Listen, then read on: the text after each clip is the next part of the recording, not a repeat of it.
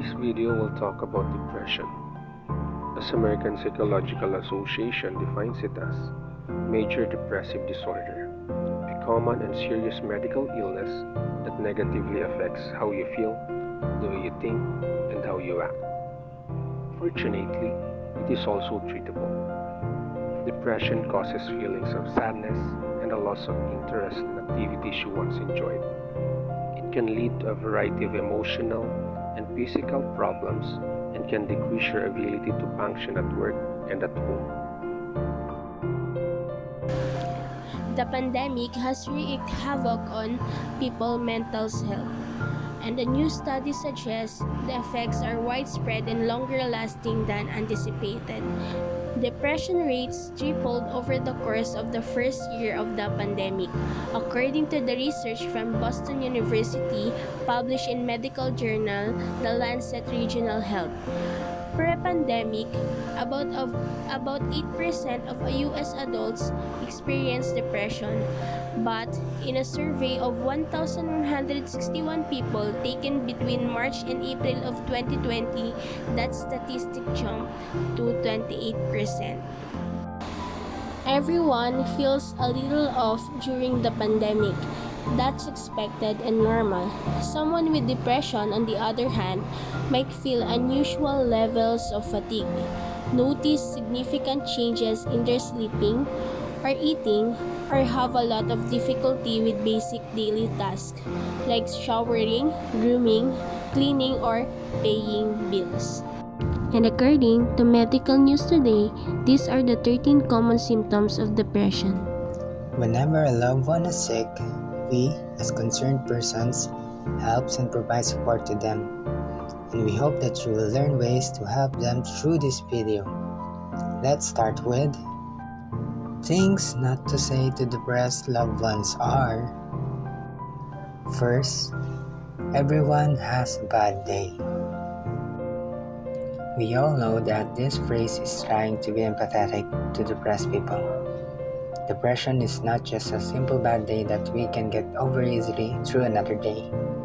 We must understand that this is a diagnosable mood disorder that goes beyond the normal sadness, which extends to the unproductiveness, lack of will, and weak immune system. Second, there will be get better. Hopefulness is not a beneficial thing to say depressed ones. It's eagerness to help but lack actions. Replace the phrase with, "How could I make you feel better?" or "How could I help you?" are far better choice of message. Third, I understand what you're going through. We must have benefit of doubt to the extent of our understanding to matters including depression. The phrase belittles the struggle of depressed people. We should instead say, "Help me understand your situation." Saying that phrase opens them a door of expressing their thoughts and feelings so that they won't restrain their depression. Fourth, you just need to snap out of it. Anybody cannot and will not just snap out of depression when someone is clinically sick and not feeling well. You can say that either it takes nurturing and time to feel better again. Depressed ones that don't need to restrain their negative feelings because lots of others may have it worse than them. That means they cannot be genuinely happy just because they believe lots of others have it better than me. We should not ignore our depressed moments because overcoming depression teach a lot of lessons in life and enable us to grow as a human capable of feeling emotion. Fifth, think about all the good things in your life. This phrase implies wishful thinking and does not consider how is the person's history, and it lacks empathy on how the person thinks of his or her experiences. Overall, it's not an effective phrase to say. Now, let's talk about what are the acts to do in order to successfully help depressed loved ones. 1. Research about depression. Depression is widely researched mood disorder. There are reputable online sources that provide information regarding depression symptoms and treatments. You can learn more about symptoms of depression and the myths, misunderstanding, and the stigma associated with mental illness by reading these topics.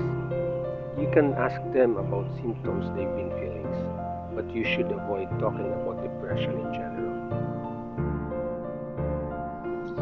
We, as concerned persons, should be ready emotionally, mentally, and physically, as our concerns may cause us to lose ourselves diving on the depths. Given that idea, we should set personal boundaries when dealing with them. Practice what you preach, and if you want your loved ones to practice self-care, then being an example practicing self-care is a great way, because how we manage ourselves will gradually influence our loved ones to do the same. Practice what you preach, and if you want your loved ones to practice self-care, then being an example practicing self-care is a great way, because how we manage ourselves will gradually influence our loved ones to do the same. Third, help them find support and support them in continuing therapy. Your loved ones may not be aware that they are depressed or they are not sure on how to seek help. So our team found out Silakbo website with telephone and phone numbers that they can contact, and encourage them to stick with their therapy schedule. If they deny to pay a visit on counselor, try saying, "Last week you said your session was really productive and felt a lot better afterward. What if today's session helps too?" 4. Stay in touch. Avoiding them won't help to treat their illness. Instead, like what we said on the point 2, your presence is an essential way of helping them keep communication based on your availability. Ask them how is therapy ongoing. Also, what are changes they notice after seeking counselors. Avoid giving them advice because your friend might not want to hear at the moment. Instead, encourage them to have positive change by inviting them on a walk or cooking nutrition meal together. 5. Offer to help them is everyday tasks. Service is a proven way of helping depressed loved ones because you are giving both physical and emotional supports to person by doing service for free. Reminder, take note of your availability and offer to help them to their daily tasks when you are only available. Give time that you can only give to them. Always remember that. As for the conclusion of this video, depression is a serious illness. It should not be taken as a joke, like physical sickness. It is treatable with therapy, via counselors, and checking up with a psychiatrist. Depression is treatable with proper treatment and avoidance to triggering factors and providing a mentally healthy environment.